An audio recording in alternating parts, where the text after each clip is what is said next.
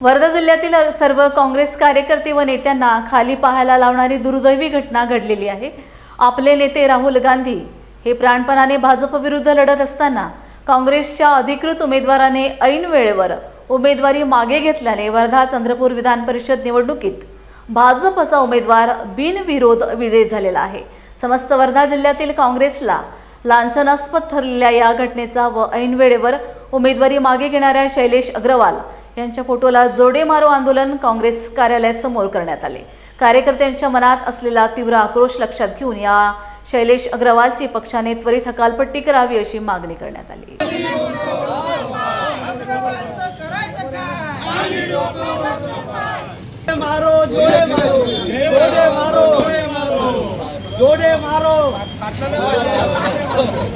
शैलेश अग्रवाल हे काँग्रेस पक्षामध्ये आले तेव्हापासून आमच्या काँग्रेस पक्षाला ग्रहण लागलेलं होतं। कार्यकर्त्यांची कुजबूज चालू होती आणि एक दुसऱ्यासोबत चर्चा करत होते, परंतु वरच्या स्तरापासून तर खालच्या स्तरापर्यंत चला काँग्रेस पक्षाला एक आपलं उमदा नेतृत्व मिळते म्हणून आम्ही सगळ्या काँग्रेस पक्षांनी त्याला सामील करून घेतलं।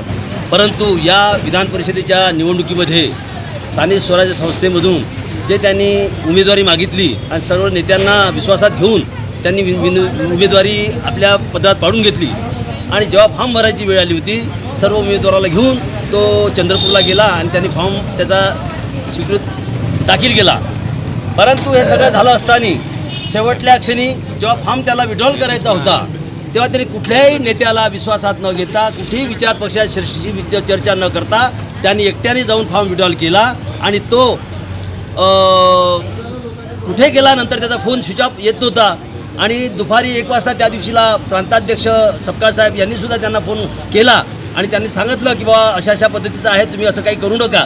तरी न जुमानता त्यांनी फॉर्म विड्रॉल केला आणि तो पक्षाला आम्हाला धोका दिला, काँग्रेस पक्षाला धोका दिला। कार्यकर्त्याचं जे मनोबल होतं ते सर्व खच्ची करण्याचं काम त्यांनी केलं। नाही, संख्याबळ आमच्याकडे नाही आहे। संख्याबळ आधीच जुळवाजुळव करण्याची वेळ होती, आमची ती तयारी होती। मात्र गरीब आदिवासी भागातले जे नेतृत्व करणारे आमचे त्या ठिकाणून निवडून आलेले आमचे सदस्य होते ते जास्तीत जास्त सदस्य आधीच चालले गेले। नॉमिनेशन फाईल केल्यानंतर अजून सदस्य चालले गेले। पैशाच्या आमिषाला गरीब लोक बळी पडतात आणि त्या जोरावरती त्यांना जर नेला आहे तर आमच्याकडे दुसरा काही पर्याय शिल्लक नाही आणि जर आम्ही कंटेस्ट करायला गेलो तर अजूनही आमची लोक जातील त्या ठिकाणाहून आणि पैशाच्या बर्बादीशिवाय दुसरं काही यातून हाती लागणार नाही असं मला वाटतंय। म्हणून मी जे या निवडणुकीसाठी जबाबदार आहे त्यांच्याशी चर्चा केली आणि संख्याबळावरती ही निवडणूक असते। संख्याबळ नसल्यामुळे या निवडणुकीत फक्त निवडणुकीच्या मैदानात राहणं म्हणजे घोडे बाजाराला वाव देणं आहे। म्हणून सत्सद विवेक बुद्धीने मला असं वाटते की या निवडणुकीतून माघार घेतल्याशिवाय दुसरा काही पर्याय आमच्या समोर शिल्लक राहिलेला नाही। काँग्रेसमधल्या कुठल्या नेत्यांशी चर्चा झाली, विशेषतः प्रदेशाध्यक्ष आहेत किंवा वडेट्टीवार आहेत, धानोरकर आहेत? आता नावं घेणं योग्य नाही कोणाचे। चर्चा झाली, चर्चेअंतीच मी हा निर्णय घेतला।